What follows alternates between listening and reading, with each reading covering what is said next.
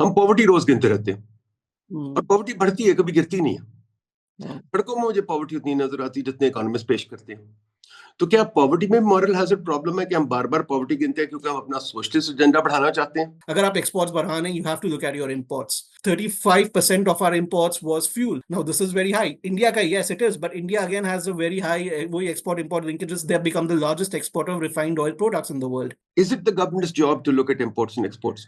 Government ने unfortunately job बना दिया है by these restrictions and all. होना तो आपका बिजनेसेस ही होना चाहिए, which should be driving, firms should be driving, consumers should be driving. जो कंज्यूमर की जो बाइंग कैपेसिटी, परचेसिंग पावर, वो इस पे ही आ जाता है कि आपकी इंपोर्ट्स क्या है, आपके क्या नहीं है। गवर्नमेंट बेचारी क्या करे फैसिलिटेट? गवर्नमेंट को अपना काम नहीं समझ आता। गवर्नमेंट प्रॉपर्टी राइट्स हमें दे नहीं सकती। गवर्नमेंट रेगुलेशन में अपनी टांग अड़ाती है हर जगह, बिकॉज उनको सरकारी गाड़ियां, घर चाहिए, बिकॉज हर बंदे को, हर रिटायर्ड सिविल सर्वेंट को एक रेगुलेटरी एजेंसी चाहिए जिसके ऊपर उसने राज करना है। यहां से जब बेड़ा गर्क कराना शुरू करते हैं तो बाद में फैसिलिटेट क्या करें कि हम हर जगह एफिडेविट देते हैं, फिर आईडी कार्ड की टेस्टेड कॉपी देते हैं, फिर हम जनाब भागते हैं सरकारी दफ्तरों में परमिशन लेने, फिर वहां से भागते हैं एक और दफ्तर में, फिर 50 जगह एनओसी लेना पड़ता है, फिर 500 जगह परमिशन लेनी पड़ती है, फिर लाइसेंस लेना पड़ता है, वगैरह वगैरह। तो इस निजाम में हम काम क्या करेंगे? नंबर 2, गवर्नमेंट को जब एक्सचेंज रेट ही समझ नहीं आती तो क्या करें? गवर्नमेंट हर 5-10 साल के बाद एक्सचेंज रेट ओवर वैल्यू कर देती है, उसके बाद धमाका होता है, क्राइसिस आता है, फिर हम जाके दोबारा क्राइसिस के बाद हम उठते हैं। तो इसके ऊपर इकोनॉमिस्ट बात नहीं करते बहुत ज्यादा। ये नहीं कहते कि एक्सचेंज रेट रियलिस्टिक हो, ये नहीं कहते टैरिफ्स लो हो, ये नहीं कहते कि भाई एक कंपेटिटिव निजाम बनाओ। हमारी इंडस्ट्री जो है सारी बेकार है, काम ही नहीं करती। तो अब क्या करें इसका? मुझे कई बंदे मिलते हैं इनकी 200 पब्लिकेशन है, मुझे कई बंदे मिलते हैं जिनकी 50-60 तो आराम से आम हो जाती हैं। जो अप्लाई करने नौकरी आते हैं वो 15-20-30 पब्लिकेशन लेके आते हैं, अभी नए फ्रेश स्टार्ट आउट किए।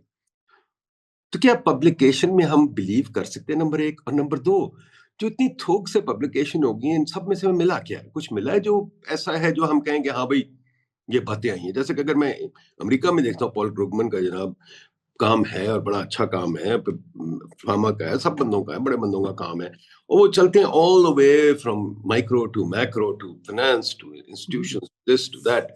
हमारे यहाँ कोई ऐसे काम है?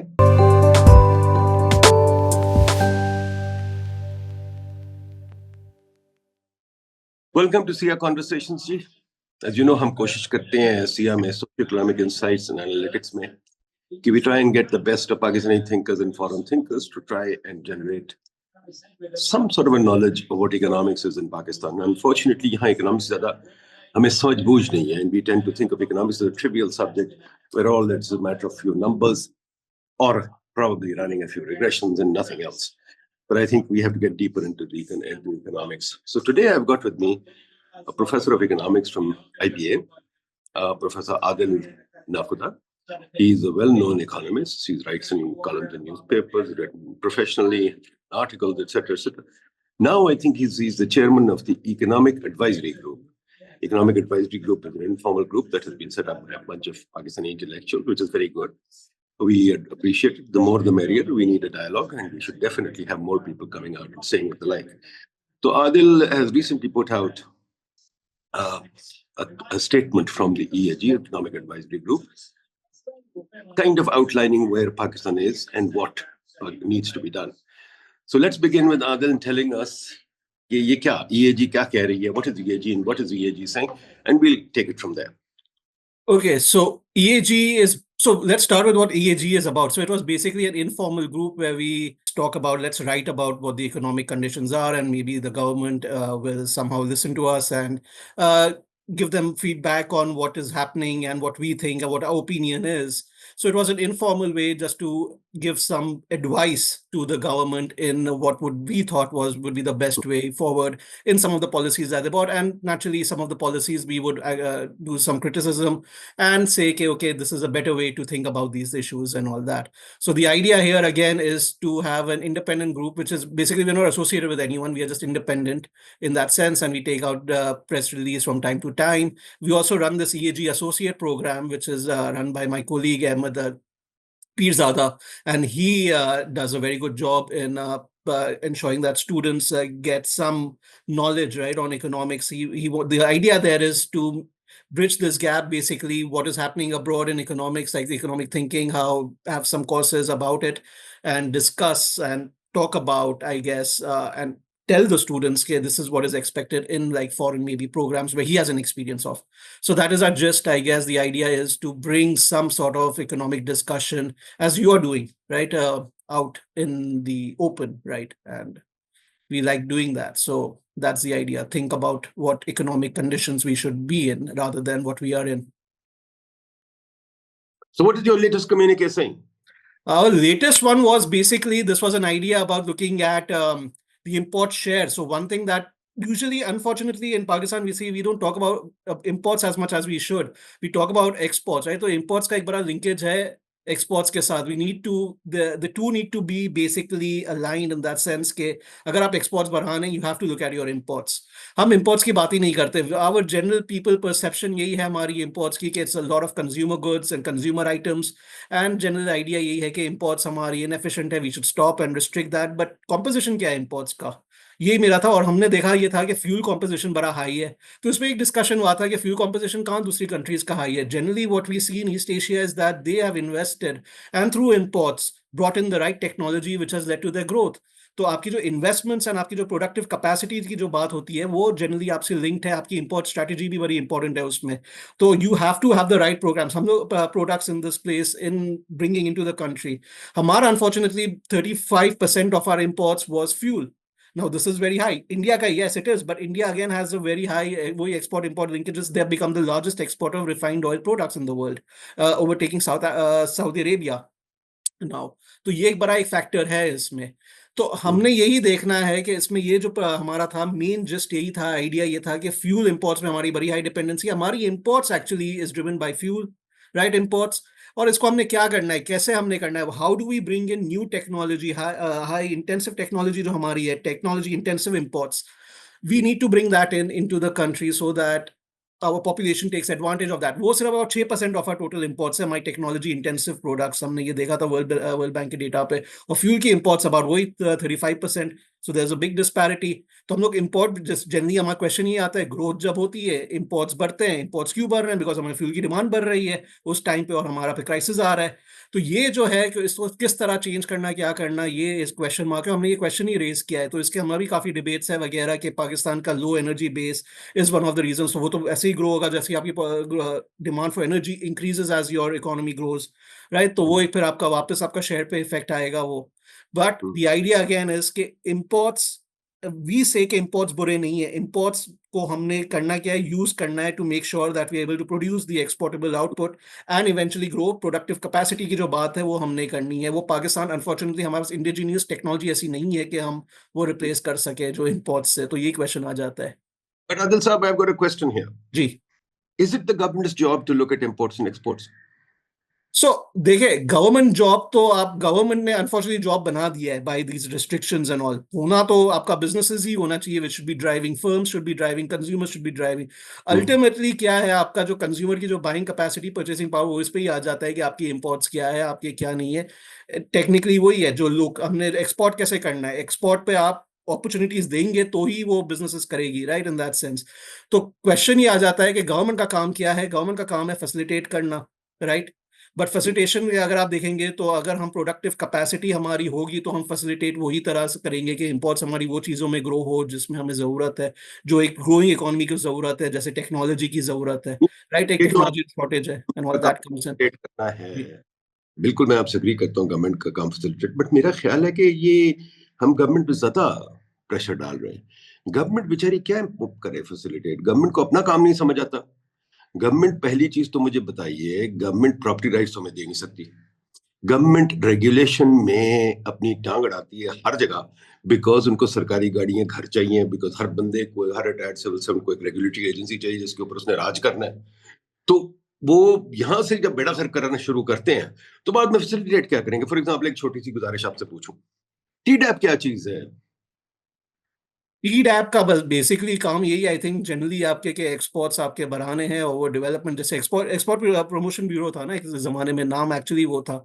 फिर वो लोग ने ट्रेड डाल दिया just to become more fancy I guess, in that sense कि दुनिया में हम लोग ट्रेड की बात करते हैं, ट्रेड की इंस्टीट्यूशंस होती हैं, तो T DAP wanted to take imports as well into that thing.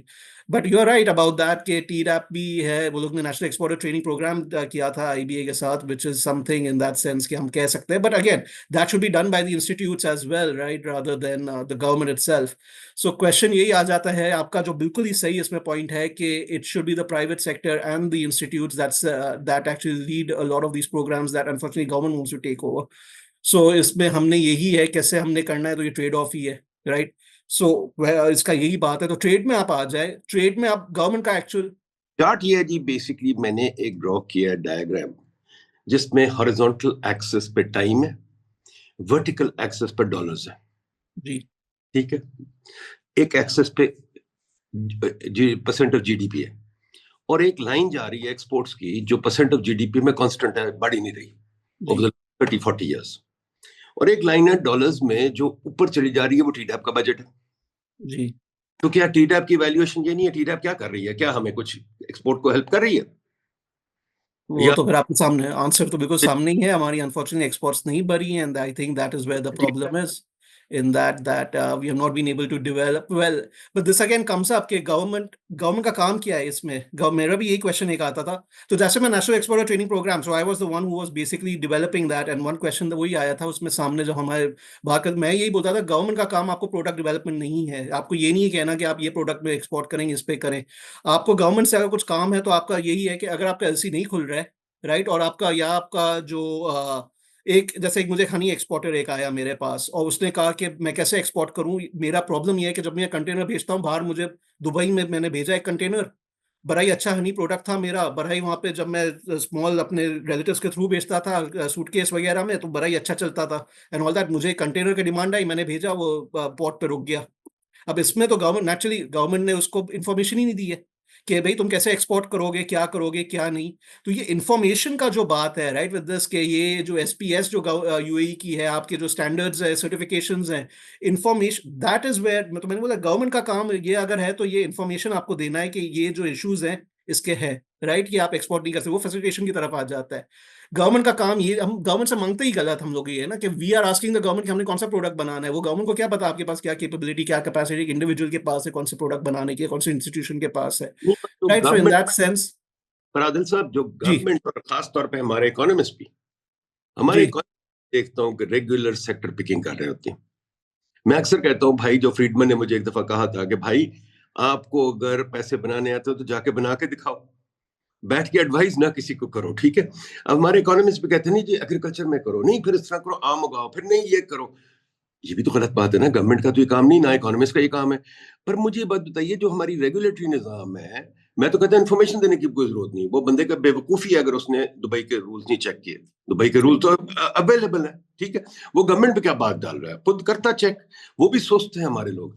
अब मसला ये है कि अगर हुकूमत ने बीच में हजार रेगुलेशन डाली हुई हैं जो कि जरूरत नहीं है, जो हमने स्लज में एक दफा, आपको याद है, स्लज पे 2-3 किताबें लिखी थी, उसमें लिखा था कि भाई ये रेगुलेशंस कहाँ से आ गई हैं इतनी सारी, कि हर जगह, जैसे आपको भी पता है, मुझे भी पता है कि हम हर जगह एफिडेविट देते हैं, फिर आईडी कार्ड की टेस्टेड कॉपी देते हैं, फिर हम जनाब भागते हैं सरकारी दफ्तरों में परमिशन लेने, फिर वहां से भागते हैं एक और दफ्तर में, फिर 50 जगह एनओसी लेना पड़ता है, फिर 500 जगह परमिशन लेनी पड़ती है, फिर लाइसेंस लेना पड़ता है, वगैरह वगैरह। तो इस निजाम में हम काम क्या करेंगे? नंबर 2, बहुत इंपॉर्टेंट बात जो आपके साथ बहुत जरूरी है, गवर्नमेंट को जब एक्सचेंज रेट ही समझ नहीं आती तो क्या करें? आज भी एक्सचेंज रेट ओवर वैल्यूड है। गवर्नमेंट हर 5-10 साल के बाद एक्सचेंज रेट ओवर वैल्यू कर देती है, उसके बाद धमाका होता है, क्राइसिस आता है, फिर हम जाके दोबारा क्राइसिस के बाद हम उठते हैं। तो इसके ऊपर इकोनॉमिस्ट बात नहीं करते बहुत ज्यादा, ये नहीं कहते कि एक्सचेंज रेट रियलिस्टिक हो, ये नहीं कहते टैरिफ्स लो हो, ये नहीं कहते कि भाई एक कंपेटिटिव निजाम बनाओ। हमारी इंडस्ट्री जो है सारी बेकार है, काम ही नहीं करती। तो अब क्या करें इसका? ये इश्यूज नहीं इंपॉर्टेंट, या सिर्फ गवर्नमेंट करेगी? जी जी, नहीं बिल्कुल आई एग्री विद, ये सभी इश्यूज हमारे इंपॉर्टेंट है। द होल आइडिया का एक्सचेंज रेट का जो है कि अगर गवर्नमेंट जो आपकी यहाँ पे ओवर वैल्यू करती है, ओवर वैल्यू से क्या यही है, हमारे एक्सपोर्ट्स कैसे बढ़ने वाले अगर ओवर वैल्यू करेंसी है, राइट? अगर ओवर वैल्यू करेंसी है तो उसका मतलब क्या है कि हमारा जो एक्सपोर्टर है उसको वो वैल्यू नहीं मिल रहा डॉलर का जो मिलना चाहिए, उसके लिए महंगी चीजें हो रही हैं locally and all that, right? उसकी तरफ से तो वो कर कैसे रहा है, वो करेगा ही नहीं, वो कर ही लाइक बेसिकली उसको dollar is not going to be worth it for him, right? तो हम्म, बात वो एक्सपोर्ट्स की तरफ आएगा ही नहीं, वो लोकल चला जाएगा। अब आप देखिए हम्म, टेक्सटाइल में क्या हुआ था जब ओवरवैल्यूड करेंसी थी हमारी, तो हमारे जितने भी लोग हमारे एक्सपोर्टर्स थे they had the local branches, local local में हमने सेल्स देखने शुरू हो गए थे, लोकल मैसिव सेल्स, लोकल आपकी डिपेंडेंसी बढ़ गई थी। एंटी एक्सपोर्ट बायस की तो आई थिंक बात होती है, एक जो जनरली एक आती है वो हमने ईएजी में तो काफी रेस किया हुआ है, इसका एक बात है। फिर एक्सचेंज रेट की वही आ जाती है, एक्सचेंज रेट, फिर टैरिफ्स की बात आ जाती है। टैरिफ्स भी बड़ा इंपॉर्टेंट एक आई थिंक सब्जेक्ट है इसके लिए कि we need to naturally make our economy more competitive. How do we make that competitive? Means to increase competitive pressure. वही आपका बिजनेसेस के बारे में आ जाता है क्वेश्चन मार्क कि हमें बिजनेसेस को करना ही नहीं है, कंपटीशन ही नहीं चाहिए। अगर आप देखें तो काफी यहाँ पे जो लॉबीज ग्रुप है अनफॉर्चुनेटली वो कंपटीशन को वो करते हैं कि कंपटीशन होना चाहिए। ऑटो इंडस्ट्री देख लें, मोबाइल फोन इंडस्ट्री देख लें, हर चीज में हमने कंपटीशन कम किया हुआ है इस तरीके से कि हम इंपोर्ट्स आना नहीं देते। इंपोर्ट्स में क्या है, इंपोर्ट्स की तो बात यही है कि वो कंपटीशन प्रेशर लाता है, राइट? बाहर जो बन रही है चीजें वो आपकी लेटेस्ट बन रही है, और आपका कंज्यूमर अगर बाहर की प्रेफरेंस कर थोड़ा रहा है। हमारे थोड़ा सा हमारे इकोनॉमिस्ट पे भी रोशनी डालें। जी। क्या हमारे इकोनॉमिस्ट सोशलिस्ट नहीं है? क्या वो फ्री ट्रेड चाहते हैं? क्या वो चाहते हैं गवर्नमेंट जो चले? अब इस वक्त डार साहब कह रहे हैं कि हमारी एक्सचेंज रेट 240 होनी चाहिए। उनके साथ हमारे अकाउंटेंट्स भी एक दो मिले हो, कहते हैं 210 भी होनी चाहिए। हम चाहते हैं एक्सचेंज रेट लोअर हो, ऑल दो रियल एक्सचेंज रेट इस वक्त हमारा आरिया रियल इफेक्टिव एक्सचेंज रेट हमारा जो है वो इस वक्त 110 पे है। यानी कि इस वक्त एक्सचेंज रेट 10% डिवैल्यू होनी चाहिए। नंबर हम्म। दो, जो मैंने एक दफा पेपर लिखा था पीएचडी, पता नहीं देखा कि नहीं देखा, लॉन्ग टाइम अगो, कि जी दुनिया का जो एक्सपीरियंस है, जो कंट्रीज ग्रो करती है उनकी एक्सचेंज रेट अंडर वैल्यूड होती है, ओवर वैल्यूड नहीं होती। यानी कि अगर एक्सचेंज रेट 300 है तो वो 320 330 रखते हैं। चीन ने देखो थ्रू आउट अपनी एक्सचेंज रेट अंडर वैल्यूड रखी है, हम हमेशा ओवर वैल्यूड रखते हैं। तो इसके बारे में हमारे इकोनॉमिस्ट का आपका ख्याल है, क्या ख्याल है? तो चाइना का तो आई थिंक ऑपोजिट ये स्ट्रैटेजी यही है कि वो तो अपनी एक्सपोर्ट्स एंकरेज करता है, वो तो पूरी बनाई इकोनॉमी उसने पूरी एक्सपोर्ट्स के बेसिस पे है कि एक्सपोर्ट्स प्रमोट करनी है। लोकल का तो उसने देखा ही नहीं था। अब ये अनफॉर्चुनेटली हमारा इसमें है कि डॉलर यहाँ पे आप सस्ता करें, डॉलर को वो करें कि डॉलर आप हर प्रेशर ये गवर्नमेंट के ऊपर होता है।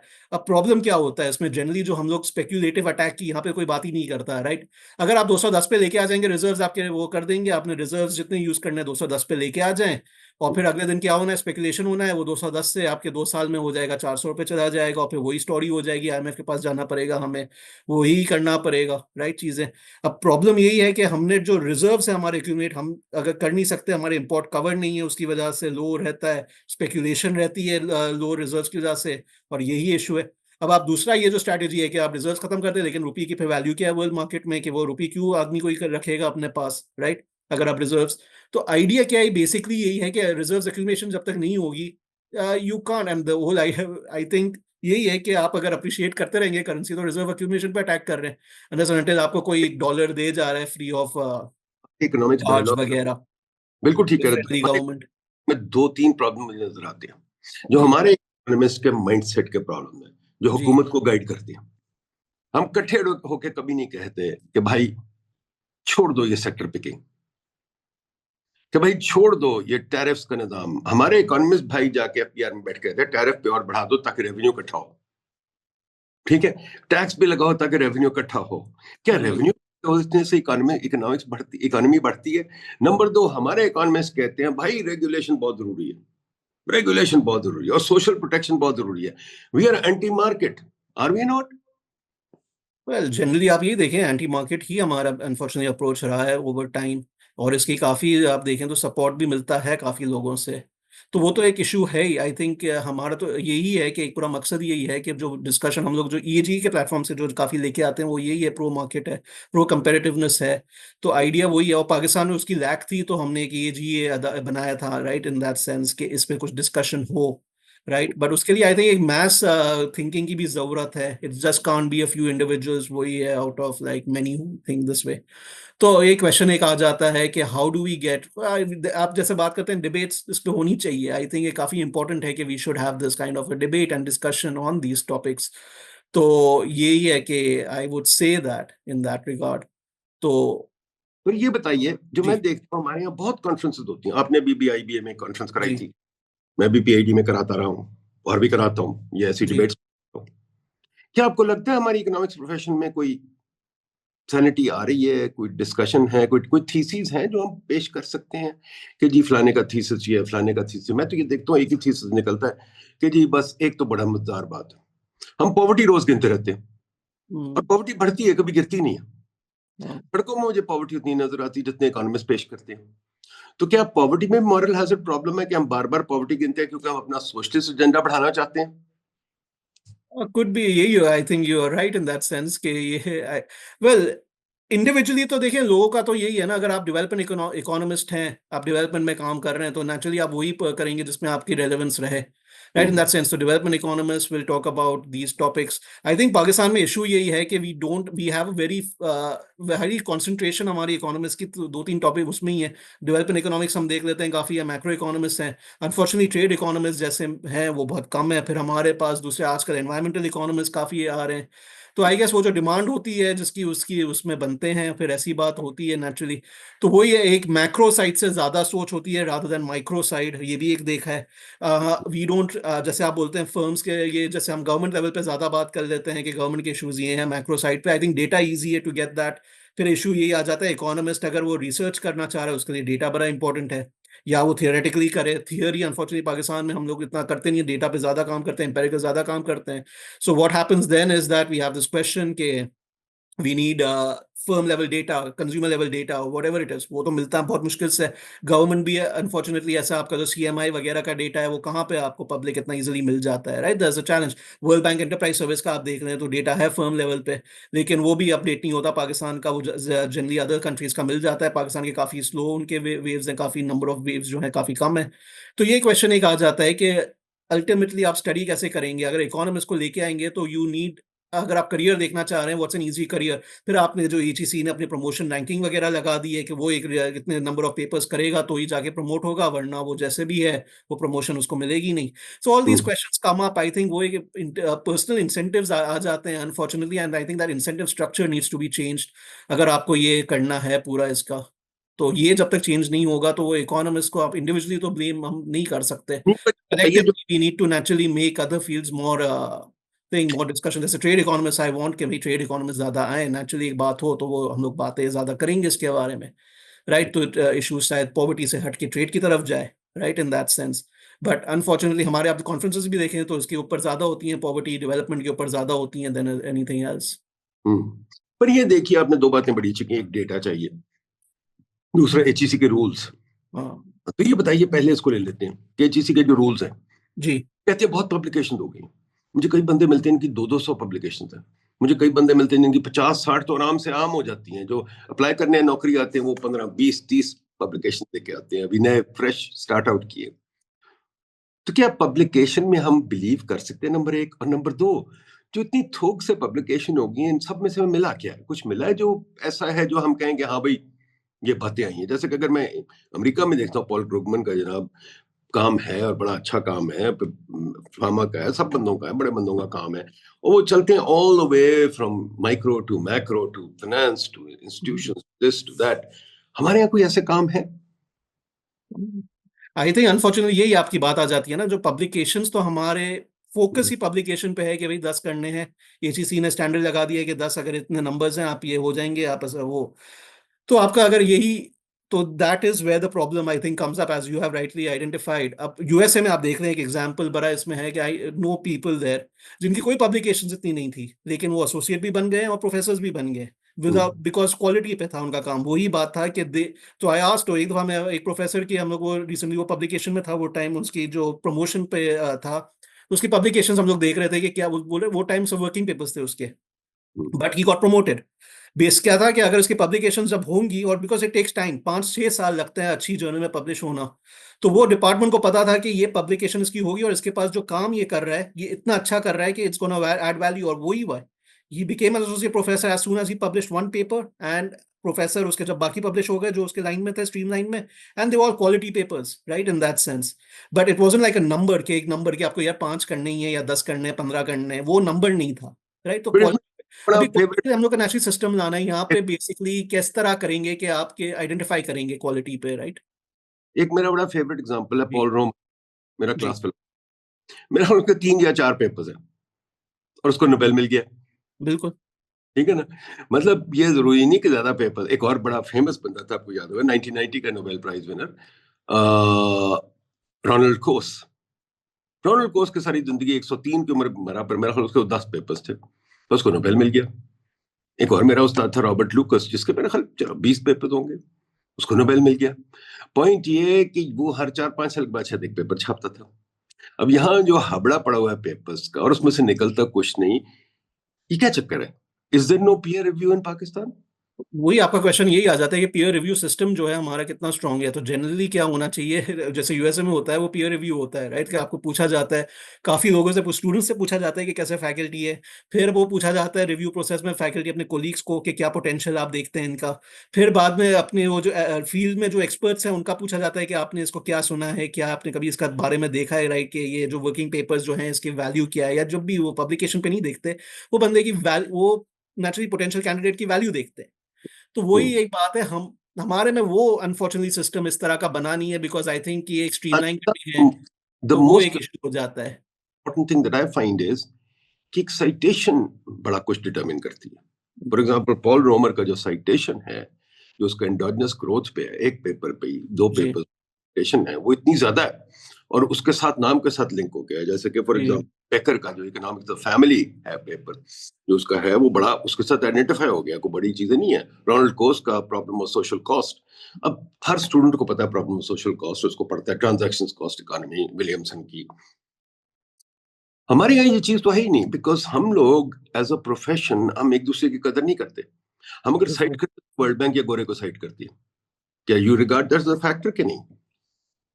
जी बिल्कुल। So this question comes up, जो आपका बड़ा ये साइटेशन का। अच्छा, प्रॉब्लम ये साइटेशन कब कहाँ होती है, जब नेटवर्किंग स्ट्रांग होती है, राइट। तो अगर मैंने एक पेपर, जब वर्किंग पेपर लिखा है, अभी मैं 10-15 जगह जाके प्रेजेंट करूंगा, and I am gonna be invited, अगर कहीं हर जगहों पे डिफरेंट, राइट, ये प्रेजेंट करना है सेमिनार्स में, कॉन्फ्रेंसेज वगैरह में, वो पेपर प्रेजेंट हो रहे हैं जहाँ पे अब साइटेशन की नेटवर्क बनाए। यहाँ पे पेपर प्रेजेंट होते हैं for the sake of presentation, people come, वहाँ पे 2-3 बार आप बैठे होते हैं। यहाँ पे तो आपके कोलीग्स बाहर देखें, जो सेमिनार्स होते थे उसमें प्रोफेसर्स खुद आते थे, कोलीग्स आते थे और वो अटेंड करते थे, और बाहर से वो लेके भी आते थे और खुद जाते थे, राइट। वो नेटवर्क होता था उनका। तो नेटवर्क जब तक वो आप नहीं करेंगे, जहाँ पे आप ये एक्सचेंज ऑफ आइडिया स्ट्रांग नहीं होगा, वहां पे आई थिंक साइटेशंस का बड़ा ही प्रॉब्लम होगा, and this will again lead to a lot of challenges in this sense. नहीं, बट ये पाकिस्तानी लोग तो मैं देख रहा हूँ साइटेशन बढ़ा रहे हैं अपनी। वो कैसे, जो मैं देख रहा हूँ कि वो 5-6 बंदे मिलके एक पेपर लिखते हैं, जी बल्कि ये हर बंदा एक एक पेपर लिखता है, वो 5-6 जी। डाल के एक एक छापते हैं और फिर एक दूसरे को साइट करते हैं, फिर उन्होंने अपने साइटेशन क्लब बनाए हुए। बट जो चीज नहीं निकल रही ना, वो जैसे पॉल रोमर का एंडोजेनस ग्रोथ थियरी, हाँ जैसे फार्मा की एफिशिएंट मार्केट्स थियरी, जैसे कि problem of social cost, dollar cost. आप मुझे बताइए, चले कई पाकिस्तानी, आप कोई भी ले ले, चाहे नाम ले ना ले, कोई पाकिस्तानी का थीसिस है on the economy that we can respect and all cite कि हाँ भाई ये बड़ी अच्छी चीज है, को साइट करना चाहिए, इसको डिस्कस कर। कोई डिबेट है पाकिस्तान में ऑन इकोनॉमिक्स? यही आ जाता है फिर, आई थिंक यही बात है कि डिबेट तो, देखिए, individually I wouldn't go to that, but हम लोग जनरली अगर आप देखें ऐसे मॉडल्स, तो आपके बहुत ही रेयर, लाइक आई थिंक बहुत वेरी फ्यू पीपल अगर है भी तो, राइट। तो अगर हैं तो वही बस आपके आ जाते हैं नाम। अनफॉर्चुनेटली यंगर जो आपके हैं, यंग, हम लोग let's focus on the younger crowd. और यंगर जो आपके इकोनॉमिक्स में भी अनफॉर्चुनेटली इस तरह के कोई एज सच आप नहीं आते। जैसे आपके, अगर आप देखें यूएसए में तो 30 year old 40 year old are contributing, right, अगर आप देखें तो टू द डिस्कशन, वो भी एक मिसिंग आई थिंक एक लिंक है with this. So how does it happen, right, अगर आपके एक नेटवर्क अगर आप क्रिएट करेंगे तो किस तरह करेंगे, यही बात है। देखिए, फिर उसकी दूसरी बात जो आपने जो रेज, एक बड़ी इंपॉर्टेंट पॉइंट ये किया था, जो people do get there with their coauthors and all, वो नेटवर्क बना देते हैं, पर वही नेटवर्क का ही रोल आ जाता है। अनफॉर्चुनेटली वो नेटवर्क इतने वो रोबस्ट नहीं होते कि, अब देखिए, अगर आप पॉल रोमर को साइट करेंगे, पॉल रोमर को पाकिस्तान में भी एक लड़का साइट कर रहा होगा, एक स्टूडेंट साइट कर रहा होगा, पॉल रोमर को चाइना में भी कर रहा होगा, यूएसए में भी कर रहा होगा, दुनिया से कर रहा होगा, राइट। तो उसने, बट नेटवर्क उसकी इस तरह है, उस तरह बनाई हुई है। अब अगर एक पाकिस्तान में कोई प्रोफेसर है जिसने 5-6 को-ऑथर्स दिए, वो 5-6 को-ऑथर्स ही करेंगे, बट बाद में बाहर उनके नेटवर्क से कोई नहीं करेगा। तो नेटवर्क की जो अलग, जो आप जो कनेक्शन पॉइंट्स, या जो आप बोल सकते हैं नोड्स वगैरह, जो वो नहीं डेवलप नहीं है नेचुरली, तो उससे रिसर्च का एक हिट हो जाता है। रिसर्च इंपॉर्टेंट ये है कि जब आपको एक अन कनेक्टेड आदमी आपसे, आपको साइट करे और आपकी अप्रिशिएट करे, आई थिंक वो बड़ा इंपॉर्टेंट हमारा फैक्टर एक आ जाता है इसमें। तो that is where the network, I believe that needs to grow, and that बड़ा happens when you start making your research public to people. And unfortunate our culture is. But research में जान भी तो हो ना, ये तो नहीं ना कि आप वैसे ही पब्लिश कर दें। जैसे मैं देखता हूँ कई कॉन्फ्रेंस में जाता हूँ, कई पेपर्स में देखता हूँ, वो मतलब एक रिग्रेशन रन करके लोग सोचते हैं अब सब कुछ हो गया। जैसे कि मैं कई दफा लोगों को झाड़ता हूँ, कहते हैं यार ये क्या तुमने किया है कि रिग्रेशन रन की एक लैंप और ये तस्वीर और ये पर्दे को आपने रिग्रेस कर दिया ग्रोथ पे, तो यार उसका तो कोई मान ही नहीं ना। मतलब आप बेशक सिग्निफिकेंट रिजल्ट भी आ जाए, कोई मान ही नहीं है।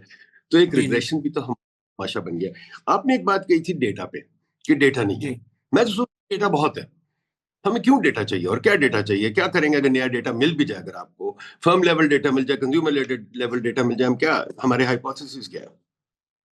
नहीं तो कंज्यूमर लेवल डेटा अगर आपको मिलता है तो देखें इसमें बात यही आ जाती है। माइक्रो अगर कोई आप स्टडी कर रहे हैं तो उसको नेचुरली डेटा चाहिए बिल्कुल ही माइक्रो पॉइंट्स पे, उसको कंज्यूमर के ट्रांजैक्शन डेटा चाहिए, राइट, ट्रेड का। अब जैसे मैं देखता हूँ, अब आप दुनिया में काफी आपके ट्रेड के पॉइंट्स है, ट्रेड के जो है ट्रांजैक्शन लेवल। अब जैसे आप देखें आतिफ मियां का सबसे जो बेस्ट पेपर जो था वो था, उसका पेपर क्या था, वो था ईसीआईबी का डेटा, राइट। ईसीआईबी का डेटा जो है वो टाइम डॉक्टर इरशाद ने दिया था उनको, और उससे वो काफी उनने बना दिया एक करियर बड़ा, राइट। तो इस तरीके से डेटा जो है, बिकॉज ईआर में पब्लिश हो गया उनका पेपर वो ईसीआईबी डेटा से। अब अनफॉर्चुनेटली अब बहुत मुश्किल है वो डेटा लेना, बिकॉज वो बिल्कुल ही माइन्यूट लेवल पे आपको डेटा मिल रहा था, बिल्कुल ही राइट मुझे उस तरीके से। बोला क्या, what was the thesis? Thesis thesis तो वो बोरिंग के ऊपर था, आई don't no much about it, but वही है कि मैं उनके हाँ, वी ट्राई, वो आपने बिल्कुल ठीक बात कही कि we try and get into a good journal वगैरह, बट अंडरलाइंग थीसिस, जब मैं प्लानिंग कमीशन था मैं हमेशा पूछता था लोगों से, मुझे कहते थे रिसर्च। मैंने कहा भाई दो तो सही कुछ पेपर दे। मैं कि यार इसमें तो कुछ नहीं निकलता। फॉर एग्जांपल एक मेरा फेमस टेस्ट है, नानी टेस्ट। मैंने कहा अगर वही बात मेरी नानी को पता है तो ये रिसर्च नहीं है। रिसर्च मुझे वो बताओ, कोई सवाल नया और कोई नया जवाब बताओ। अगर तुमने बार बार वही किया रन, कि जैसे वो बार बार आता है कि एग्रीकल्चर प्रोडक्टिविटी पे हमने एजुकेशन कर वेरिएबल डाल दिया और एजुकेशन इंक्रीज कर दी है। ट्रेड के डेटे में एजुकेशन डाल दिया, एजुकेशन इंक्रीज कर। यार मैंने कहा ये तो काफी हो गई, आगे चलो बताओ क्या है। मतलब for example real exchange rate पे हमारे पास रिसर्च कोई नहीं है, ठीक है। रियल एक्सचेंज रेट पे हम काम नहीं करते, इंटरेस्ट रेट डिटर्मिनेशन काम नहीं करते, नॉमिनल एंकर पे हम काम नहीं, सब डेटा अवेलेबल है, क्यों नहीं काम करते? अच्छा अगर चलें ट्रेड पे भी, ट्रेड इलास्टिसिटी पे हमारे पास डेटा है और इलास्टिसिटी कैलकुलेट भी हुई है, बट हमें वो भी हुआ है, वो क्या फेमस थीसिस है जो सम ऑफ द इलास्टिसिटी वाला है, मैं भूल गया उसका क्या नाम है, बड़ा फेमस है जो, वो भी हमने किया हुआ है टेस्ट, ठीक है ना। ये सब चीजें की हुई हैं, पर हमें इवेंचुअली पता क्या था, ट्रेड पॉलिसी पे क्या पता चलता है? जब ट्रेड पॉलिसी बनाने पे आते हैं हुकूमत वाले, तो हम उनको क्या बता सकते हैं? हम तो ये भी नहीं बता सकते भाई तुम्हारी एक्सचेंज रेट गलत है। ये तो बात हाँ वही। तो इसके लिए देखिए बात ये, एक तो आपका आ जाता है रेप्लिकेशन के जो पेपर्स है आपने क्या किए हैं, वो जनरली आप देखते हैं तो it's easier to do replication. अब ओरिजिनल रिसर्च के लिए naturally you need to have a strong, आपका थियोरेटिकल बैकग्राउंड बड़ा स्ट्रॉन्ग होना चाहिए उसके लिए थियोरी पे काम करना चाहिए। अनफॉर्चुनेटली पाकिस्तान में हम देखते हैं, I don't know how much we train as theorist, theorist तो हम करते ही नहीं है। उसके लिए तो बड़ा रिगरस एक आपका पीएचडी प्रोग्राम होना चाहिए, राइट, फॉर दैट। पर आप देखें यहाँ पे PhD programs I don't know इतने रिगरस हैं कि नहीं, कि थियोरी डेवलप करने में पूरा साल लग जाता है एक आदमी को एक मॉडल सिखाने में, राइट, कि उसकी थियोरी क्या है। पर वो प्रॉब्लम यहाँ पे वी बेसिकली हमारी जो कॉन्वर्जेशन भी है बड़ी सुपरफिशियल इस तरह होती है, there not on theory, there on empirics, right. Empiric अपना करो, एम्पेरिक वही होता है एक आइडिया, ये इकोनोमेट्रिक्स सीखो, इकोनोमेट्रिक्स करके उसको डेटा रेप्लिकेट करो और वो कर दो, उसके पेपर्स बन जाएंगे। पर आपका गोल ही इस पे ही बात आ जाती है, जब आपका गोल है कि 10 पब्लिकेशन करनी है या 15 पब्लिकेशन करनी है तो ये चीजें होने लग जाएंगी, राइट। उसमें अगर आप ये रखेंगे कि नहीं यार एक आदमी 2 पब्लिकेशन से साथ, ये तो भाई इसको आप करें प्रमोट बिकॉज इसने तो बहुत अच्छा काम किया हुआ है, तो फिर आप देखेंगे उसमें आइडिया पूरे चेंज होते रहेंगे। लोग will start looking into this कि यार देखो मेरी थियरी स्ट्रांग है, मैं थियरी यूज करूँ। थियरी पे पब्लिकेशन करना बड़ा मुश्किल है, वही बात आ जाती है, आपके पास नेटवर्क नहीं है यहाँ पे थियरी पे आप पब्लिश करने जाए कुछ, राइट, पाकिस्तान से। एक थ्रेड सेकंड, थियरी पे अगर मैं काम करूं, मेरा थ्रेड थियरी पे पहले इनिशियली काम था, बड़ा मुश्किल होता था उसमें, because people wouldn't even recognise कि ये थियरी यहाँ पे आप क्यों लेके आ रहे हैं, हमें क्यों सिखा रहे हैं, राइट, ये क्वेश्चन आता था। अब हमें अगेन एम्पेरिक डेटा बताएं क्या कह रहे हैं, तो डिपेंड करता डिमांड ही वहां पे आएगी, तो फिर वही इशू आ जाएगा। डिपेंड करता है आप थियरी किसको कहते हैं। फॉर एग्जांपल ओलिवर विलियमसन का काम ले लें, उसका काम में कोई मैथमेटिक्स नहीं है, वेरी सिंपल वर्क। इसी तरह आप ले लें ये, इवन एसएमओग्लू का जो जो रिसर्च उसको मिली है जिस पे जी Nobel prize, it's very simple, उसमें इतनी कोई खास थियरी नहीं, although he is a good theorist, he does number of theoretical things. many other people. I think theory की इतनी importance है जितनी idea की importance है. पॉल रोमर का जो thesis था endogenous growth वाला, मैं वहीं था, शिकागो में था, मेरे साथ ही बैठता था. I think insight बहुत थी. मैथमेटिक्स इतना ज्यादा नहीं था, इनसाइट बहुत थी. इसी तरह लूकस का काम ले ले, मैथमेटिक्स, बेकर का काम ले ले, मैथमेटिक्स बहुत कम है, बट इनसाइट है. हमारे इनसाइट क्या? फॉर एग्जांपल एक सिंपल सी चीज, चलें ये ले लें कि आप ट्रेड की बात कर रहे हैं. चलें बताइए कि हमारे यहाँ ट्रेड का प्रॉब्लम क्या है. एक्सचेंज रेट एक चीज हो गई, ठीक है. इज ट्रेड द प्रॉब्लम और is the underlying economic structure the problem? For example अगर रेगुलेटरी बर्डन इतना हाई है तो can we export? For example अगर पॉलिसी बर्डन इतना हाई है, can we export? This is not a question जो कि हमें कोई empirically हम सॉल्व कर सकते हैं, but we can see clearly from the regulatory burden, from the organisation of industry, from the organisation of the exchange rate, from a policy makers view point, from TDAP and from all these guys, कि यार ये तो सारी इतनी ज्यादा बलंदा बना हुआ है इन चीजों का कि इसमें तो बंदा ना प्रोडक्शन कर सकता है ना एक्सपोर्ट कर सकता है. तो वाकई जो बिजनेसमैन है, हुसैन दाऊद टाइप लोग भाग के दुबई जा रहे हैं कि यार खुदा के वास्ते काम तो करने दो, काम तो हमें करने नहीं देते हो. तो ये चीज तो मैं बड़ी ऑब्वियस है, ये तो हम कर सकते हैं ना कि भाई ये क्या है. नंबर 2, अगर आप देखें सिविल सर्विस रिफॉर्म पे हमने बड़ा लिखा है. सिविल सर्विस रिफॉर्म पे मैं लिखता रहता हूँ, पर हमारी प्रोफेशन नहीं समझती. वो कहती है civil service reform is not important, it's not economics. ठीक है, माना अब उस पर डेटा नहीं होगा सब कुछ, but we got the rules, we got the analysis, we got the incentive structure, we got contract theory, we can look at that. But वो नहीं हम करना चाहते. तो I think it's less about data, less about this, more about racking our brains and trying to develop questions that are important. We want to replicate international studies, not develop questions that are important. Am I right or wrong? So ये बात बड़ी, I think this is a very important point you have raised in this के देखिए ultimately ideas share करने के लिए you have to have dissemination आपको करनी पड़ती है ideas को. You can't really, if you're not going to be a good writer, a good person who can write well, right, you won't be able to disseminate your ideas. आप problem होगा आपको, naturally आपके पास ideas हजार है, लिख नहीं सकते, right? तो वो ये कहा जाता है, मैं तो स्टूडेंट्स को ये कहता हूँ, economist is a mathematician who can write very well, right? अगर आप देखें यहाँ पे जितने भी हमारे हैं जो हैं आगे का इकोनॉमिस्ट, जितने नाम कमाए, they are able to write and talk about their ideas to the people. वो नहीं आता, अगर वो उसमें आप स्ट्रगल करेंगे तो वो तो एक प्रॉब्लम आ जाएगा. तो नेचुरली तो the easier is to just replicate, just से अच्छा ये पेपर ने इस तरह किया था, हमने इसको ये मॉडल को चेंज करके just rewrite the text and you have that.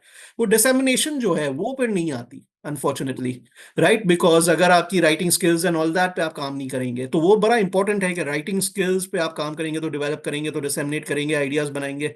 और आप अगर देखें तो कहाँ से economists generally आ रहे हैं? From English speaking countries, right? Because ये तो dominate वो लोग ने किया हुआ है पूरा पूरा उसका वो तो आप जितने भी देख लें यूनिवर्सिटीज, जितने भी टॉप इकोनॉमिक्स के हैं departments, they are generally from English speaking countries where they have people who can write well in English, right, and they able to disseminate their thoughts and ideas much better.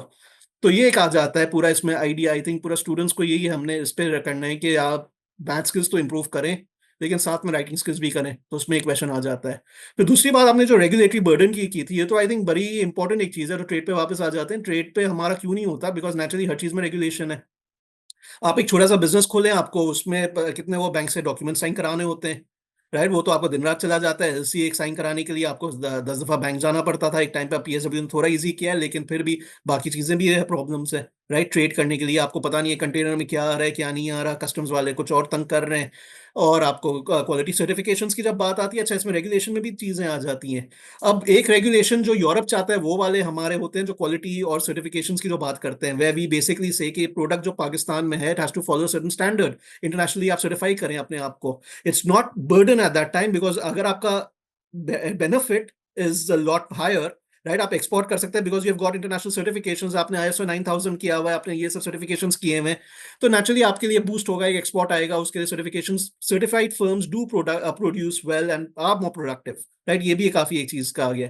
तो but वो regulations are something like good regulations, right? अगर आपकी quality, आपकी products की control हो रही है, consumers को बेसिकली प्रोटेक्ट किया जा रहा है, वो अच्छा है. बट बर्डन जो आप रेगुलेटरी बर्डन के अननेसेसरी NOC चाहिए इसके लिए, आपको फार्मास्यूटिकल एक्सपोर्ट करने के लिए हर कंसाइनमेंट के साथ NOC चाहिए, राइट? अगर आप आपको कोई टेक्नोलॉजी मंगानी है, जैसे 3D प्रिंटर लेना है, एनओसी लेना है, 3D प्रिंटर ने पूरा आपको रेवोल्यूशनाइज कर दिया है।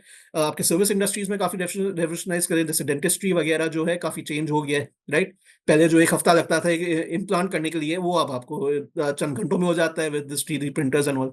तो it's a different thing, right. इससे पूरी गेम आपकी चेंज हो रही है टेक्नोलॉजी से अगेन। बट टेक्नोलॉजी लाने में आप इतना रेगुलेटरी बर्डन लेके आ जाएंगे तो आपके लिए प्रॉब्लम शुरू हो जाएगा इसके लिए। तो this is the question we have in that sense. पर देखिए, ये आपने बिल्कुल ठीक कहा, and we have to change with the technology and move with the technology. पर आपने जो कहा ना कि डिसेमिनेशन की, आई डोंट नो कि ये बात है कि नहीं। बहुत लोग छापते हैं। मैंने आज ही रिव्यू की एक किताब जमील नासिर की, बड़ी अच्छी किताब है, उसके ऊपर मैंने उसके साथ एक पॉडकास्ट भी किया, रिव्यू भी किया। आपको याद है, मैं पीएचडी में था तो मैं तकरीबन हर दूसरे तीसरे दिन एक वेबिनार करवाता था। जी जी बड़े बड़े लोगों को बुलाया, नोबेल प्राइज विनर्स को बुलाया, सबको बुलाया। अब मुझे समझ नहीं आती क्या करें। हमारे इकोनॉमिस्ट भाई आते ही नहीं सुनने के लिए। वो बलातर है इन चीजों से। वो सोचते हैं कि उनको सब पता है, उनको सुनने की जरूरत नहीं, कैश संस्टीन को उनको सुनने की जरूरत कोई नहीं। और वो अभी आप भी देख रहे हैं, यहाँ पर मैं व्हाट्सएप ग्रुप्स पे भी हैं, हमारे इकोनॉमिस्ट भाई एक दूसरे की बात नहीं सुनते। वो सुनाते हैं और वो एक अजीब उस गेम में रहते हैं। तभी तो बैंकर लगते हैं इकोनॉमिस्ट, सॉरी मिनिस्टर, और तभी लगते हैं बैंकर सारी इंस्टीट्यूशन पे। इकोनॉमिस्ट किसी इंस्टीट्यूशन पे लगता है, इकोनॉमिस्ट सारे बैंकर सारे लग जाते हैं हर जगह। क्यों? क्योंकि एटलीस्ट दुनिया को समझते हैं। हमारे भाई तो दुनिया को समझते नहीं, उनमें पेशेंस नहीं है। अब ये वेबिनार की बात बड़ी मजेदार है। अब ये पॉडकास्ट हम कर रहे हैं, कितने लोग देखेंगे?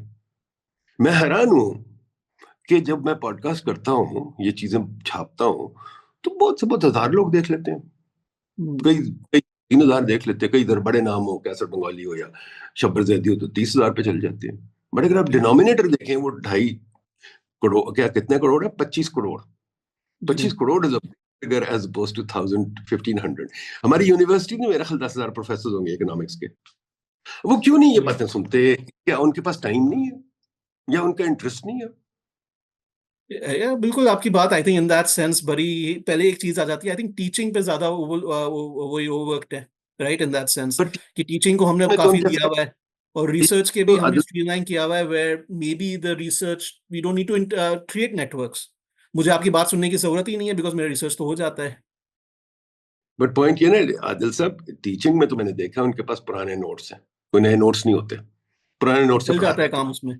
तो तोते किस तरह वो पढ़ा रहे होते हैं और पता कुछ नहीं होता। मैंने अक्सर कहा, जब मैं बच्चा था मैंने पढ़ा था यहाँ, तो यहाँ तो कसम खुदा की, जब मैं एलएससी गया तो 3 हफ्ते में पता चल गया कि जो मैंने पढ़ा था वो सरासा है, कोई फायदा नहीं। वहां जाके पढ़ा असली, क्योंकि यहाँ तो उसने पुराने नोट्स पढ़ाए थे, पुराने नोट्स पे टाइम लगाया था, कुछ भी नहीं पता समझ आई। एक तो टीचिंग, दूसरी रिसर्च हमने देख लिया क्या है।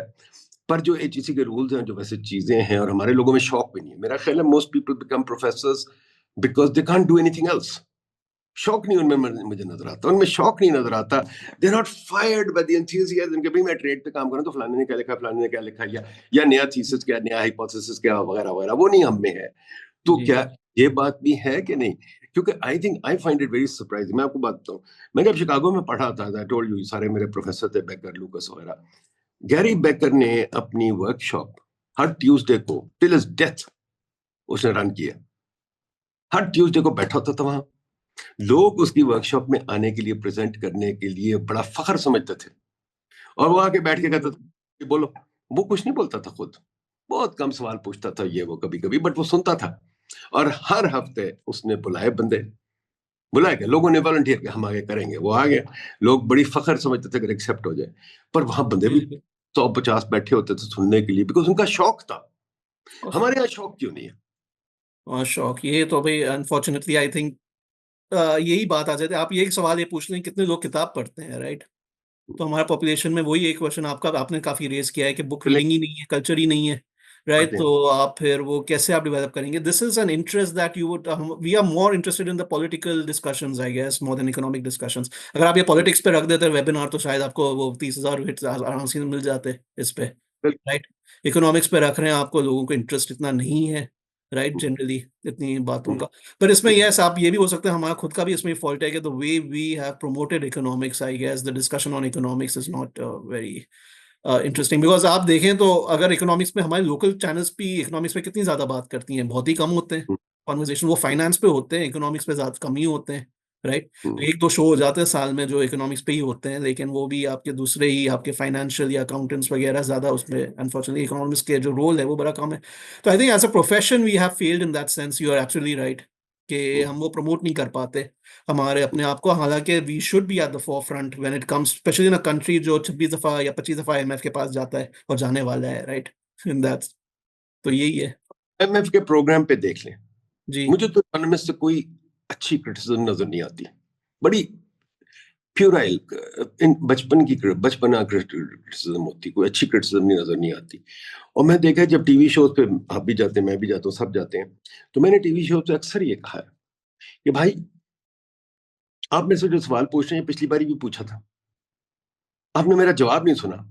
उस जवाब को मद्देनजर रख के अगर आप सवाल पूछते दोबारा तो बड़ी अच्छी बात होती। बार बार तोते की तरह मैं वही बात करता हूँ, तोते की तरह आप सवाल वही पूछते हो, किसी को समझ ही नहीं आती।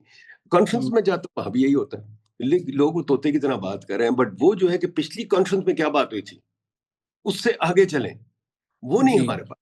ये चीज मैंने देखा है कि बाहर थी, जब वहां थे हम तो एक वर्किंग पेपर आ जाता था, तो वर्किंग पेपर प्रोफेशन को हिला देता था, अगर कोई अच्छा वर्किंग, एम तो होते रहते थे, पर जो नए वर्किंग पेपर्स आते थे वो हिला देते प्रोफेशन को, प्रोफेशन जी सोचती थी हाँ बताओ ये क्या करना है। तो हमारे यहाँ ये चीज बनी नहीं, ये एक जी फेलियर ऑफ प्रोफेशन है, जिसकी वजह से पॉलिसीज। अब पॉलिसी जो है, पॉलिसी वो कंसल्टेंट वर्ल्ड बैंक वगैरह का आके बनाता है, हम लोग फारिग होते हैं, या बहुत से बहुत हमें एक छोटे से पैसे मिल जाते हैं to be a junior partner in that, not a senior जी पार्टनर, करने आगे होम ग्रोन प्रोग्राम बनाया। पर आप और मैं तो उसमें से फारिग है ना, बल्कि जी हमारे साथ जी फारिग है। अगर वो आते भी तो स्टेफन डरकन की मेहरबानी है कि वो आपको शायद 4 पैसे दे दे और कहे यार मुझे एक छोटी सी बात करो, नाम तो उसी का है ना, और रिकमेंडेशन तो उसी की है ना, वो हमें तो नहीं, हमारी तो बात नहीं सुनेगा। सही बात है। तो ये तो है जी, बिल्कुल। तो So, इस पे क्या करें, तो फिर हमारी हुकूमत जो गलतियां करती है और जो भी कुछ कर रही है, वो उसको हम क्या बार बार कहते हैं कि तुम और कुछ करके दो, वो क्या करेगी बेचारी, उसको तो समझ ही नहीं आ रही, वो तो कंसल्टेंट के हाथों में, हमारी यूनिवर्सिटीज फारिग है, आप और मैं हम लोग फारिग हैं, तो हम फिर जी क्या। ये तो अनफॉर्चुनेटली है ही। आई थिंक इसमें अगर आउटपुट भी हमारी तरफ से नहीं आने वाला, जो आप बात करते हैं कि आउटपुट भी तो नहीं आता, राइट। हमारे हम्म, वर्किंग पेपर सीरीज कौन से हैं, जैसे आप अमेरिका में देख ले, NBER का एक वर्किंग पेपर सीरीज है। किसी को भी अपना आइडिया है, सबसे पहले वहाँ वो छाप लेता है NBER वर्किंग पेपर सीरीज, फिर वो बनता है इवेंचुअली जाके वो एक पब्लिश होता है, राइट। बस वो 3-4 साल NBER वर्किंग पेपर सीरीज में रहते हैं, और आप अगर आप जाके साइटेशन करें तो NBER working series the easy to वो डाउनलोड, राइट। अगर आप डाउनलोड भी फौरन हो जाता है, पब्लिक एक्सेस होता है। तो अगर आप जितने भी टॉप पेपर्स देखें उनका तो एक ही है। तो वो डिस्कस इंडिया वर्किंग सीरीज का क्या मतलब है, वो डिसेमिनेशन हो रही है और वो डिस्कशंस हो रही है, उसमें सेमिनार्स हो रहे हैं, वर्कशॉप्स हो रहे हैं बिफोर पब्लिकेशन। बट हमारा प्रॉब्लम क्या है कि हमने करना है पब्लिश बिकॉज ETC के रिक्वायरमेंट मीट करने हैं। जल्दी किसी को, हर किसी को एसोसिएट वो प्रोफेसर बनना है या प्रोफेसर बनना है, तो वो तो टाइम अगर आप लगाएंगे और आपका पब्लिकेशन पे ही करना है, तो आप करें। तो आप ये बेहतरीन से ये तरीका है कोई अच्छी वर्किंग पेपर सीरीज कर दें, और उस पे अगर आपके डाल दें आप पेपर्स अच्छे क्वालिटी के, और आप डिसेमिनेट करें और सेमिनार से अच्छे और अच्छे कर सके एक आदमी, तो उसको आप फिर दें। बट ये अगेन पीए वैल्यूएशन पे आ जाता है, और पीए वैल्यूएशन के लिए हमारे लिए आई डोंट नो, इसके तो पूरा चेंज करना पड़ेगा, आपको पूरा स्ट्रक्चर चेंज करना पड़ेगा, पूरी जो थिंकिंग का है। तो वो अनफॉर्चुनेटली हम लोग तो हर चीज नंबरों पे लगा देते हैं कि इतने नंबर करो तो हो गया, तो वो बस नंबर पे ही लगे हुए हैं हर कोई। और पब्लिकेशन इटसेल्फ, एज यू से, it's not the big thing that's going to make us good thinkers, right? तो thinkers के dissemination और discussion की भी जरूरत है, और वो इस unfortunately होती नहीं है। प्रॉब्लम, पब्लिकेशन भी तो अब पैसे से होती है। पुराना वो जमाना भी चला है। गया, हम लड़ लड़ के पब्लिश करते थे, रिव्यूज होते थे, ये वो, अब हम्म, तो पैसे दें आप तो 3 महीने में पेपर पब्लिश हो जाता है, और लोगों ने right. पैसेदार पब्लिकेशन बनाई है, किसी को समझ ही नहीं आती है बात की। बट मैं देखता हूँ जो बाहर डिफरेंस है वो ये है कि लोग शौक से काम करते हैं, जो बहुत बड़ा डिफरेंस है। हम लोग शौक से नहीं करते, हम लोग पब्लिकेशन प्रमोशन इस किस्म की चीज, हमारे शौक कोई नहीं है। और जो बाहर के हुक्मरान भी हैं वो अपने लोगों से कंसल्ट करते हैं, जैसे मूवी भी देखें, अगर आप मूवीज देखें तो मूवीज में ये होता है, कई दफा जब प्रॉब्लम हो जाता है तो वो अपने इंटेलेक्चुअल को बुलाते हैं, बताओ भाई, जैसे कि अगर आप देखें वो फेमस मूवी थी जुरासिक पार्क, तो जब वहां प्रॉब्लम शुरू हो गया तो उन्होंने बुलाए पेलेंटोलॉजिस्ट और ये, और उन्होंने कहा भाई तुम बताओ क्या करना है। जैसे कि एटम बम बनाया था, उन्होंने बुलाया 40 यूनिवर्सिटी से बनाया, बुलाया ओपेनहाइमर और नाइमन वगैरह सबको, उन्होंने कहा भाई तुम बताओ क्या करना है। हमारे यहाँ तो रीति कोई नहीं, क्योंकि हमारा जो हुक्मरान है, हमारा जो कल्चर है, हम सोचते हैं कोई गोरा आ जाए, चाहे वहां से एक चपरासी आ जाए, गोरा है तो बड़ा अच्छी बात करता है, तो माशाल्लाह वो हमें समझा देगा, ठीक हो जाएगी बात। तो ये भी तो हमारा कल्चर है जो बहुत हमें खराब कर रहा है। बिल्कुल। आई गेस यही हमारी बात है कि जो फॉरेन आई गेस बाहर से जो बातें करते हैं अच्छा बेहतर करता है। ये तो आई थिंक एक कल्चर है ही, अनफॉर्चुनेटली इसमें हम देखते ही हैं। तो तो वो लोकल हम लोग ट्रस्ट भी नहीं करते एक दूसरे को, राइट? इतना तो आपका ये सब आ जाता है नेटवर्किंग वगैरह की जो बात ही है कि ये क्यों हम स्ट्रक्चर नहीं बना सके। तो इसका तो चैलेंज यही है ना, अनफॉर्चुनेटली एक आ ही जाता है। अब रिसर्चर ये भी बड़ा आपने बड़ा इंपॉर्टेंट एक पॉइंट दिया था कि हम हमारे जो सीनियर प्रोफेसर्स या वगैरह क्यों नहीं करते, वो प्रोफेसर इकोनॉमिक्स के कोई थिंक टैंक क्यों नहीं बनाता या कुछ इस तरह का क्यों नहीं जाता, राइट? वो भी आपका बड़ा शॉर्टेज है कि प्रोफेसर लेड थिंक टैंक्स कितने हैं जो आपके बड़े ही कम है। कराची में आप देखें ऑलमोस्ट जीरो है, नॉन एग्जिस्टेंट है। तो वो क्यों? बिकॉज यूनिवर्सिटी एडमिनिस्ट्रेशन पे आप देखें तो वो चाहिए ही उनको, प्रोफेसर्स वगैरह को वो लगाते हैं यूनिवर्सिटी एडमिनिस्ट्रेशन में लग जाते हैं, वो दूसरे काम पे नहीं लगते। तो फिर वो खत्म हो जाता है। अगर आपने पूरी सालों रिसर्च की है, वो आप उनको लगाएं उस पे, रिसर्च पे अपने वो करें ना प्रमोट। तो वो भी एक आई थिंक एक ट्रेड ऑफ आ जाता है, राइट? तो उसमें भी एक स्ट्रक्चर है। अब आप यूएसए में वगैरह में देखें तो वहाँ प्रोग्राम्स होते हैं, associate programs generally leadership positions में होते हैं rather than your full professors आप बात करें, कोई भी यूनिवर्सिटी की एडमिनिस्ट्रेशन की बात करें तो कहते हैं हमारे हाथ में नहीं है, हम हमें तो पता भी नहीं है, हमारे तो यंगर फैकल्टी वो डिसीजन ले रहा है यूनिवर्सिटी एडमिनिस्ट्रेशन की। हमारे डिपार्टमेंट में एक इशू हुआ था जिसमें हमारे प्रॉब्लम्स थे वो कोई पेपर के, वो कॉम्प्रिहेंसिव एग्जाम्स के, तो वो बोला यंगर फैकल्टी से आप बात करें बिकॉज हमारा तो कोई इन्वॉल्वमेंट ही नहीं है इसमें। हम तो डिसीजन ही हमारा पूरा जो है हमारे एसोसिएट और असिस्टेंट प्रोफेसर लेते हैं, उनकी कमिटीज लेती हैं।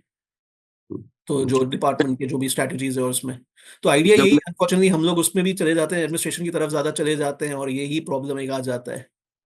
क्योंकि आपने पावर दी हुई है, मुझे याद है जब ये गैरी बेकर और ये नोबेल प्राइज होने से मैं बात करता था, हम्म।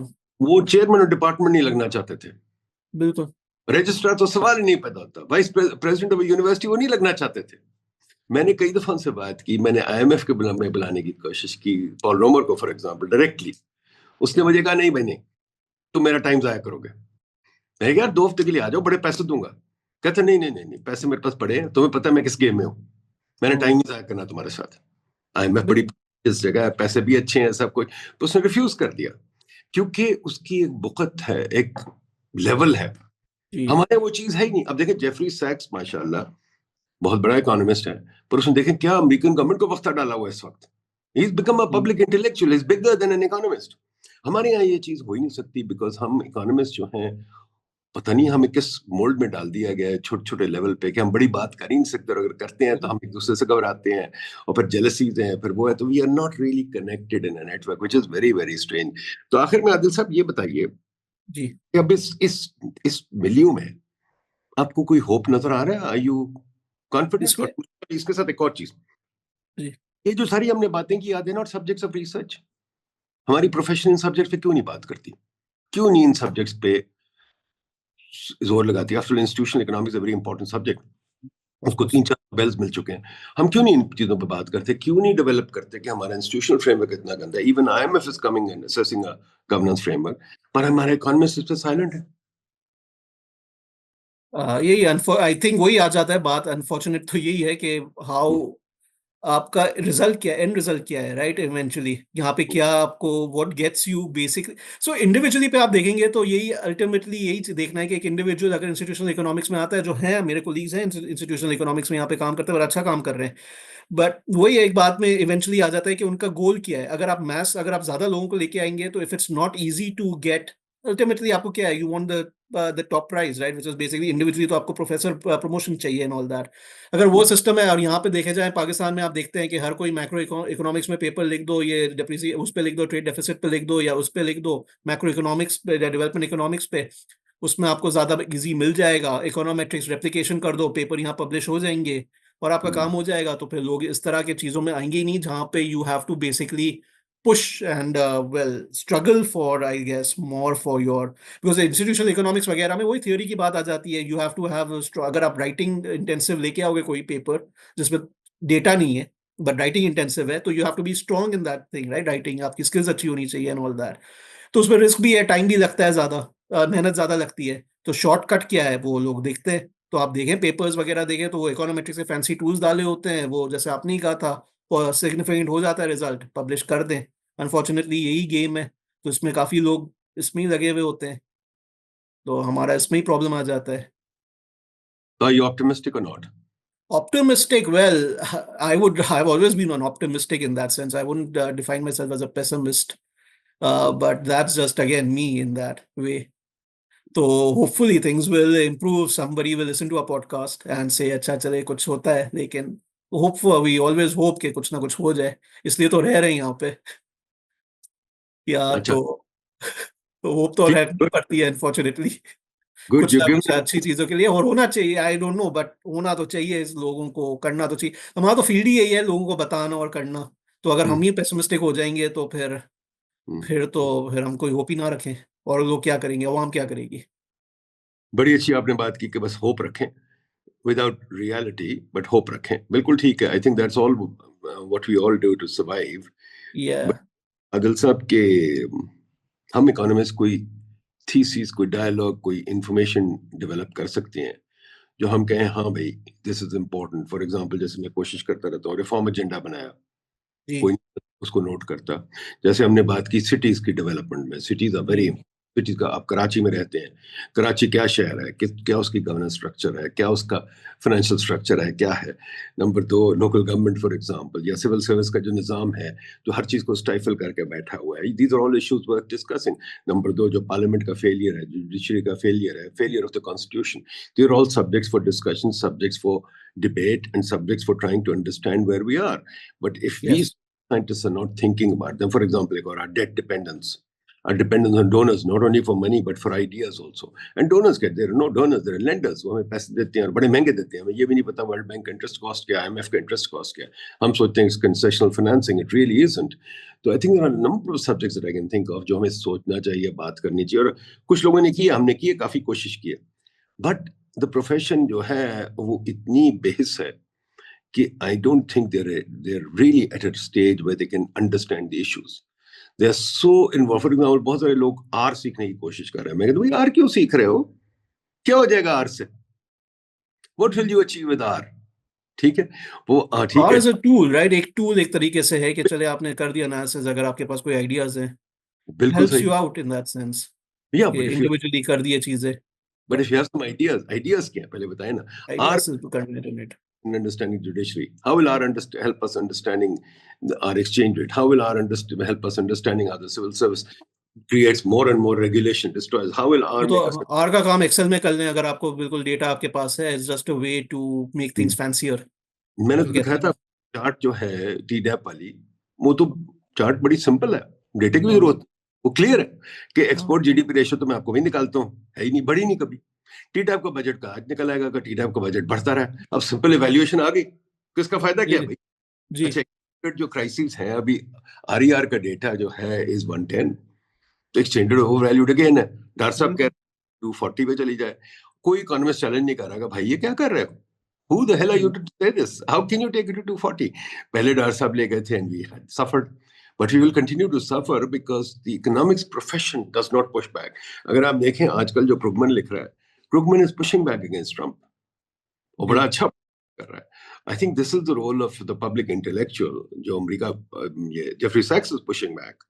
That is the role that we have not understood in this country. But anyway, नहीं, वहां पे तो आप देखें जो टैरिफ पे जैसे बात हो रही है, everybody, I think 95% of the economist don't agree with Trump's policies. तो वो तो हमारा एक क्वेश्चन आ ही जाता है, राइट? तो आप देखें, आप ट्विटर खोल के देखें तो एलॉन मस्क को तो वही सब यही क्रिटिसाइज ही कर रहे हैं, राइट? इन दैट कि उसकी जो टैरिफ पॉलिसी है ट्रम्प की, इट्स नॉट ट्विटर पे किया जा रहा है, right? Which is again something which he has a lot of control of, Elon Musk. But I think there वो डिबेट का जो कल्चर है वहां पे, I think it's different. Economics has evolved as a very like network एक strong है, right? People do value other people's work. यही हमने करना है कि हमारा भी mass thinking, like what we need to do is create, like यहाँ पे भी जो थिंक टैंक्स है, they should be working together to develop ideas. Ideas अकेले आइसोलेशन में कभी नहीं आते. आइसोलेशन में आपको आइडियाज के लिए you need to trust and create networks, और ये साथ में ही काम होता है तो ही होता है. वरना आइडियाज कभी भी बिल्कुल आइसोलेशन में नहीं बनेंगे. फिर आपका यही डिस्ट्रिक्टिव पॉलिसी, मैं सही हूँ वो बाकी गलत है, वो उसमें कुछ डिस्कशन नहीं होता, राइट? अनफॉर्चुनेटली आपके your ideologies can differ a lot, but still it is good to exchange and to talk about it. That's what I believe in. बिल्कुल सही. Very good point, Adil Saab. Thank you very much. Networks are very important, and this podcast, like my work in PAD, like all the conferences that I've created, like all the videos, etc., that I've put out, is an attempt to create a dialogue. Yeah, I think you're doing a good job इसमें. ये अच्छी बात है इसमें. We should वो do more of it. There should be more of these. But the other- point ball फेंका जाता है, आगे किसी को कैच करना होता है। हमारी प्रोफेशन में कोई कैच करने कोई नहीं है, तो ये unfortunately हो जाता है। जिस दिन ये प्रोफेशन सुनना शुरू करेगी और डिबेट करना शुरू करेगी, उस दिन बात होगी। ये मुझे समझ नहीं आती कैसे करें, बट है we'll continue to do it and inshallah we'll succeed hopefully. तो आदिल साहब, thank you very much. thank Stay you very alive, much for the invitation, and it's always a pleasure to talk to you.